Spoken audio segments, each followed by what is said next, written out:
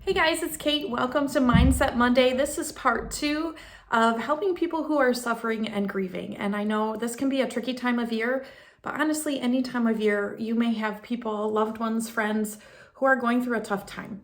And so I know we want to be there to help them, but sometimes we feel like we get a little bit stuck. Last time in part 1, I talked about getting sucked in, getting a little bit too emotionally involved to the point where it kind of becomes more about us than it becomes about the person we're trying to help. And this week is about emotional withdrawal. And you may find that you kind of go to one or the other. Hopefully, and our goal is to kind of stay in that healthy medium where we are feeling emotionally healthy, we are feeling helpful, and we are not feeling drained or taken advantage of. I know is sometimes a phrase that I hear when people are trying to help, but it just doesn't seem like it's going anywhere. So let's talk about emotional withdrawal. And you may notice, because with certain people, I notice I will withdraw. Sometimes it's because I feel like we're just spinning the same story again and again, and I don't feel like we're getting anywhere. And that's hard for me, and I imagine it could be hard for you too, because we want to see them feel better. We want to see them make progress. We don't want to see them stuck. So it can be upsetting to just kind of watch that spin. Because you've probably noticed, like if they're retelling the story again and again and again, they're getting upset again and again and again. And it doesn't seem like it's for any good purpose. And that's tough. I really dislike that a lot.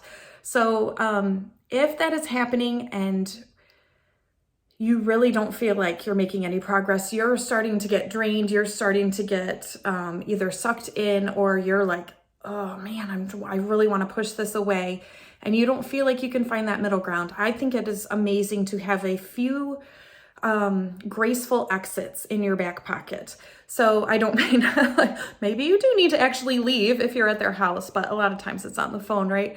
So just having a few things that you can say to kind of set the boundary, like, okay, we talked for a while, we're really not getting anywhere, they're not feeling any better, I am like exhausted. So, just to say like, I really need to get going. So sometimes you may want to have a hard stop, meaning if this is someone who is kind of a spinner and there's really not been an effective way to pull them out of that spin. And honestly, that's kind of their job. You can be a helper, but ultimately that is up to them.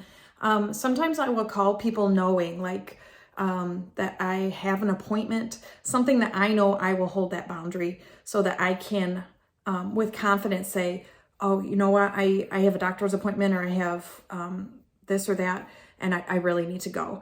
And then I can gracefully exit with love. But you guys, I did want to say, sometimes talking, and I heard someone say, I don't like talking about ancient history. They're like, it never does any good. I would beg to differ. I think sometimes with the right mindset, talking about things in the past can help us to recognize patterns, why we may react to certain situations in certain ways. But I always try to go with it, especially with clients, in a forward motion. So we're not just spinning the same old story. We're saying, you know what, I kind of see this affecting my life now.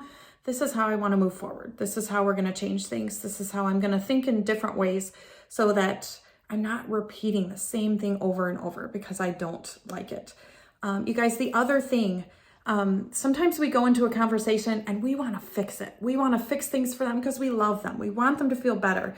And sometimes things are not fixable. Like, honestly, there's nothing within our power that we can do to fix their physical situation. However, sometimes they don't want it to be fixed. They just want to be heard. They don't want to feel alone in the situation. And so to talk with you helps them to feel less alone and helps them to feel loved and understood. And so I think sometimes if we look at it in that light, we can kind of stay in that healthier range where we're not trying to fix anything. We're not listening with the intent to like, well, what am I going to say next? We're just super, super listening so that they feel heard. And you guys, that is a skill. It's a beautiful thing. Definitely something worth developing.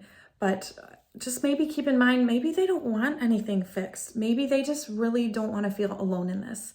And that's when we can lend an ear and, we'll know very well how to pray for them. Hopefully they feel loved and understood. And sometimes that's all people want, and that can be a gorgeous gift. So if you feel tempted to withdraw, you might want to think about how come I'm feeling this way? Is it because I'm feeling ineffective and there's nothing I can do? Well, does this person just want me to listen? Sometimes it does feel like that negative spin, and they actually are feeling worse and worse. To me, that's a time where sometimes it's a good idea to gracefully exit that situation and move on with the day. Not to be rude or cold, but if they're feeling worse and you're feeling worse, maybe that's not the best use of either of your times. So you guys, I hope this helps a lot. I would just encourage you to pay attention in different situations where, maybe someone has a problem they're bringing to you, or they're having a hard time. Are you getting sucked in? Are you feeling like you want to push away? Or are you able to just be there and be effective? That's the goal here. So you guys, if you have questions, always feel free to contact me. I am a life coach. I'm a health coach. I'm an online personal trainer. I love helping people, obviously. And so always feel free to shoot me a message, and I'd love to talk.